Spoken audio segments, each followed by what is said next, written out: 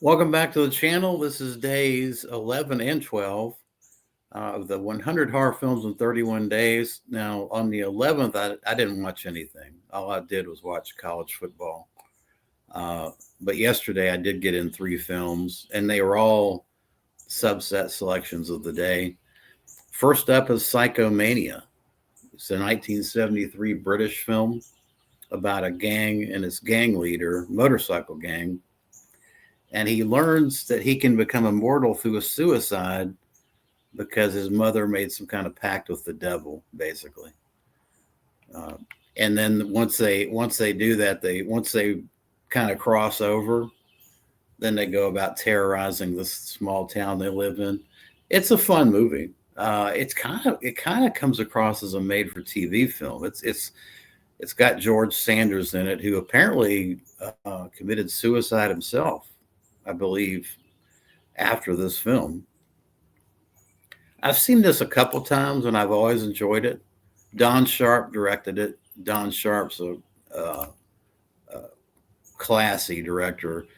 Directed Rasputin, the Mad Monk, Kiss of the Vampire, Curse the Fly, Witchcraft, Face of Fu Manchu. He's done a lot of great stuff.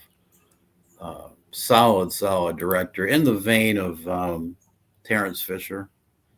Yeah, I liked it. I enjoyed this one. I give it a 7 out of 10. And then next up is A Chinese Ghost Story from 1987. This is a batshit crazy. It's not a Shaw Brothers film, but it definitely feels like a Shaw Brothers film. This tax collector meets up with kind of a samurai swordsman, and they team up to defend this woman who is being attacked by a sorceress, a tree demoness, if you will. Crazy movie with unbelievable visuals, great action. It really feels like a an Evil Dead inspired film. I really liked it. Liked it a lot. 7 out of 10. Tony Chin directed it, and Sue Tung directed it. They've done a number of sorcery films. They also did Belly of the Beast with Steven Seagal. So they've done some crossover stuff as well. I liked it a lot.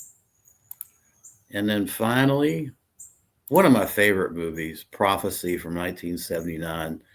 I had the pleasure of seeing this movie in the theaters when it came out as a kid, and I loved it then.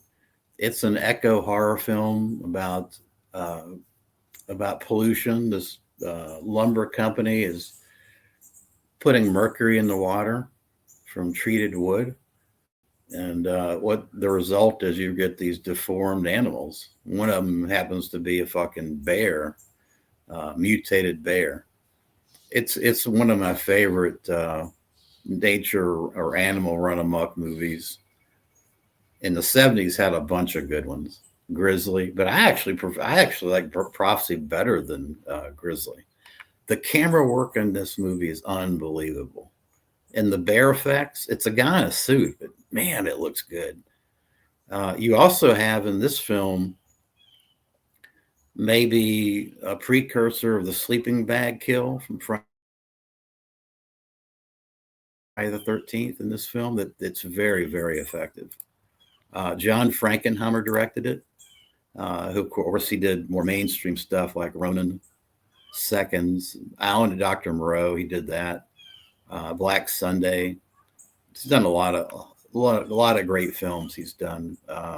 But Prophecy, yeah, I liked it. Funny is that Frankenheimer was not real through. Apparently, there was a bunch of cuts that were requested from the producers, I guess, to the film that kind of muted the impact of it in Frankenheimer's opinion. But I think it was an extremely effective film. It stars Talia Shire. Of course, she was in the Rocky movies.